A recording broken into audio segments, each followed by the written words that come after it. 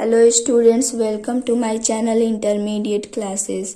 Friends, आज के इस वीडियो में हम लोग क्लास 10th सामाजिक विज्ञान में इतिहास के सारे चैप्टर्स का मोस्ट इम्पॉर्टेंट अति लघुत्तरीय प्रश्न को डिस्कस करने वाले हैं।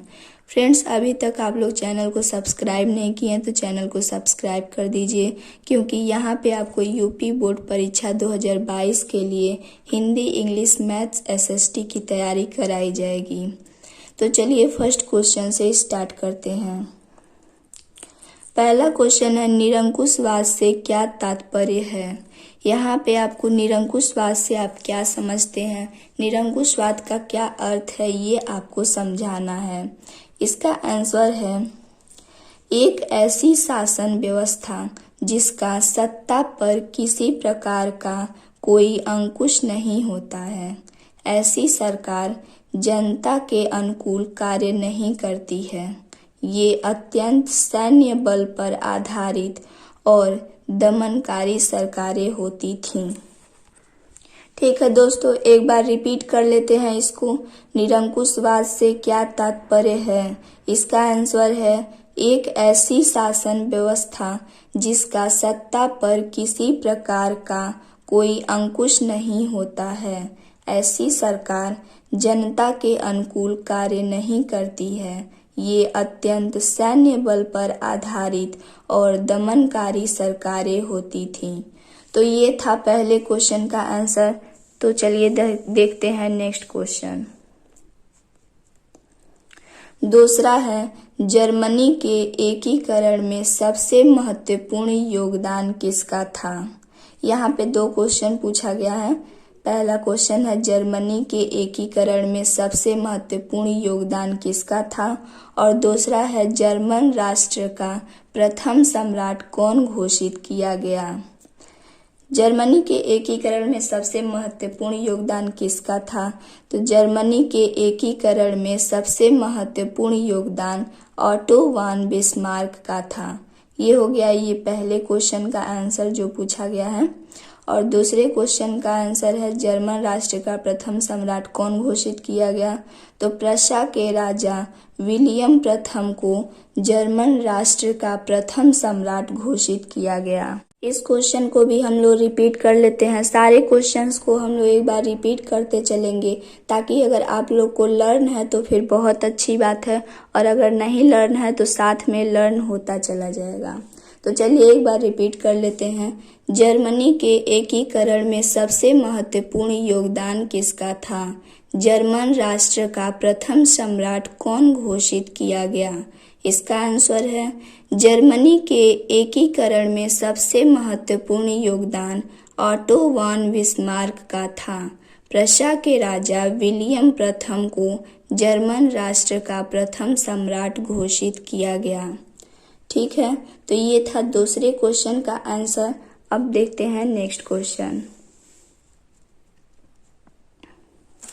नेक्स्ट क्वेश्चन है तीसरा, ऑटो वान बिस्मार्क को जर्मनी के एकीकरण का जनक क्यों कहा जाता है। दो कारण लिखिए।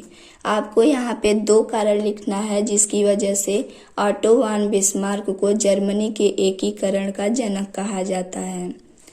तो आप पहला कारण लिखेंगे, बिस्मार्क ने सुधार एवं कूटनीति के अंतर्गत जर्मनी के क्षेत्रों का प्रशाकरण अथवा प्रशा का एकीकरण करने का प्रयास किया। ये है पहला कारण जिसकी वजह से ऑटो वान बिस्मार्क को जर्मनी के एकीकरण का जनक कहा जाता है।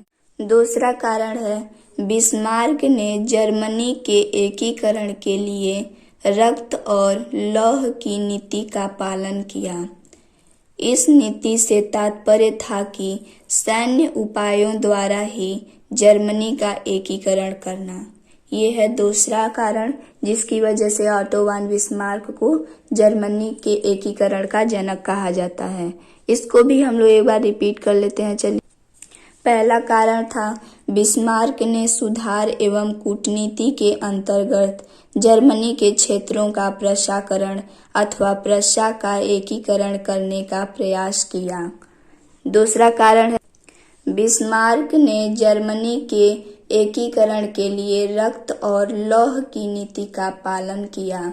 इस नीति से तात्पर्य था कि सैन्य उपायों द्वारा ही जर्मनी का एकीकरण करना। तो ये दोनों कारण था जिसके कारण ऑटो वन बिस्मार्क को जर्मनी के एकीकरण का जनक कहा जाता है। नेक्स्ट क्वेश्चन चौथा है, रॉलेट एक्ट क्या था? रॉलेट एक्ट क्या था ये आपको बताना है। आंसर में आप लिखेंगे रॉलेट एक्ट 1919 ईस्वी में पारित एक ऐसा कानून था जिसमें भारतीयों पर किसी तरह के मुकदमे को चलाए बिना शंका के आधार पर गिरफ्तार कर 2 साल तक जेल में बंद किया जा सकता था। तो ये था रॉलेट एक्ट। इसको भी हम रिपीट करेंगे एक बार।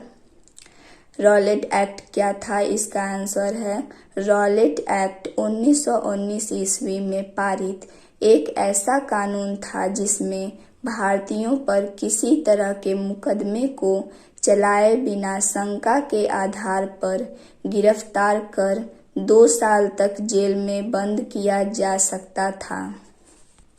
फ्रेंड्स, अगर वीडियो थोड़ी सी भी इंफॉर्मेटिव लग रही हो तो वीडियो को लाइक कर दीजिए, अपने फ्रेंड्स के साथ शेयर कर दीजिए और अभी तक चैनल को सब्सक्राइब नहीं किए हैं तो चैनल को सब्सक्राइब कर दीजिए।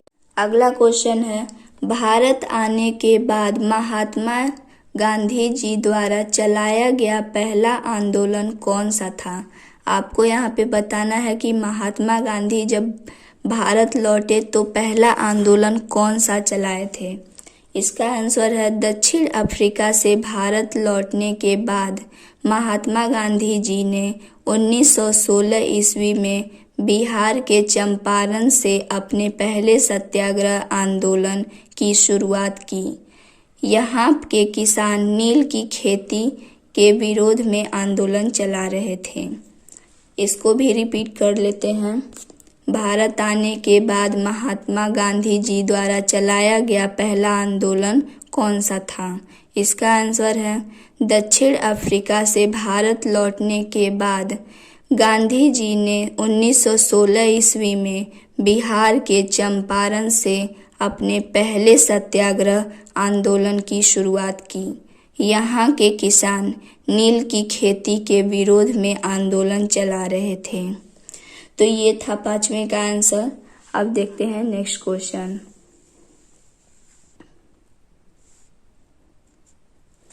नेक्स्ट क्वेश्चन है, गांधी जी ने अपनी पुस्तक हिंद स्वराज में असहयोग आंदोलन के पक्ष में क्या तर्क दिया? गांधी जी ने अपनी पुस्तक हिंद स्वराज में असहयोग आंदोलन के पक्ष में क्या तर्क दिया? इसका आंसर है महात्मा गांधी ने अपनी पुस्तक हिंद स्वराज में कहा था कि भारत में ब्रिटिश शासन भारतीयों के सहयोग से ही स्थापित हुआ था और यह शासन इसी सहयोग के कारण चल पा रहा है। अगर भारत के लोग अपना सहयोग वापस ले लें तो साल भर के भीतर ब्रिटिश शासन ढह जाएगा और स्वराज की स्थापना हो जाएगी। तो ये था, गांधी जी ने अपनी पुस्तक हिंद स्वराज में असहयोग आंदोलन के पक्ष में तर्क दिया था। एक बार इसको भी रिपीट कर लेते हैं। गांधी जी ने अपनी पुस्तक हिंद स्वराज में असहयोग आंदोलन के पक्ष में क्या तर्क दिया?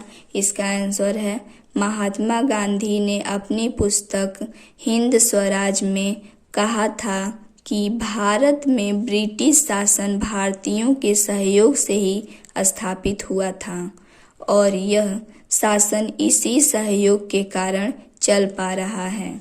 अगर भारत के लोग अपना सहयोग वापस ले लें तो साल भर के भीतर ब्रिटिश शासन ढह जाएगा और स्वराज की स्थापना हो जाएगी। नेक्स्ट क्वेश्चन है, असहयोग आंदोलन कब और क्यों वापस लिया गया?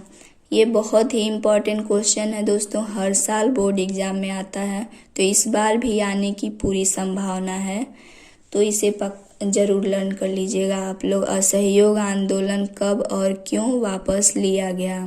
इसका आंसर है असहयोग आंदोलन 1922 ईस्वी में चौरी चौरा की घटना के कारण वापस लिया गया। इसको भी रिपीट कर लेते हैं। असहयोग आंदोलन 1922 ईस्वी में चौरी चौरा की घटना के कारण वापस लिया गया। नेक्स्ट क्वेश्चन है, केसरी समाचार पत्र का प्रकाशन किसके द्वारा किया गया? केसरी समाचार पत्र का प्रकाशन किसने किया, ये आपको यहाँ पे लिखना है। तो केसरी समाचार पत्र का प्रकाशन बाल गंगाधर तिलक द्वारा किया गया। फ्रेंड्स, शायद आपको ये पता होगा कि बाल गंगाधर तिलक को केसरी के नाम से भी जाना जाता है। एक बार इस क्वेश्चन को भी रिपीट कर लेते हैं। केसरी समाचार पत्र का प्रकाशन किसके द्वारा किया गया?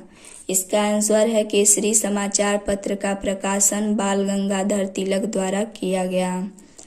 नेक्स्ट क्वेश्चन है, पूर्ण स्वराज का उद्घोष कब किया गया?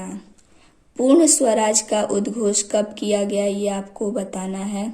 इसका आंसर है 31 दिसंबर 1929 को लाहौर अधिवेशन में। पूर्ण स्वराज का उद्घोष 31 दिसंबर 1929 ईस्वी को लाहौर अधिवेशन में किया गया। नेक्स्ट क्वेश्चन है, जब हम कहते हैं कि 16वीं सदी में दुनिया सिकुड़ने लगी थी तो इसका क्या मतलब है? जब हम कहते हैं कि 16वीं सदी में दुनिया सिकुड़ने लगी थी तो इसका क्या मतलब है, ये आपको बताना है। इसका आंसर है, यहाँ दुनिया के सिकुड़ने का मतलब है विश्व के विभिन्न महाद्वीपों के व्यक्तियों के मध्य पारस्परिक संबंधों में वृद्धि होना।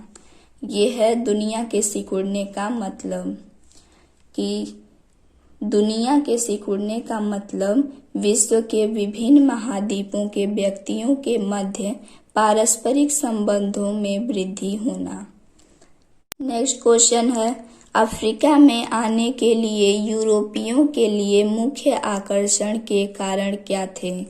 इसका आंसर है, यूरोपीय देश खनिज संसाधनों के लिए अफ्रीका की ओर आकर्षित हुए तथा अफ्रीका के विशाल भूक्षेत्रों और बाजार पर यूरोपीय देशों की नज़र थी। इसको भी एक बार रिपीट कर लेते हैं। अफ्रीका में आने के लिए यूरोपियों के लिए मुख्य आकर्षण के कारण क्या थे? इसका आंसर है, यूरोपीय देश खनिज संसाधनों के लिए अफ्रीका की ओर आकर्षित हुए तथा अफ्रीका के विशाल भूक्षेत्रों और बाजार पर यूरोपीय देशों की नज़र थी। फ्रेंड्स, अगर वीडियो पसंद आई हो तो लाइक कर दीजिए, अपने फ्रेंड्स के साथ शेयर कर दीजिए और अभी तक चैनल को सब्सक्राइब नहीं किए हैं तो चैनल को सब्सक्राइब कर दीजिए। मिलते हैं नेक्स्ट वीडियो में। जय हिंद, जय भारत।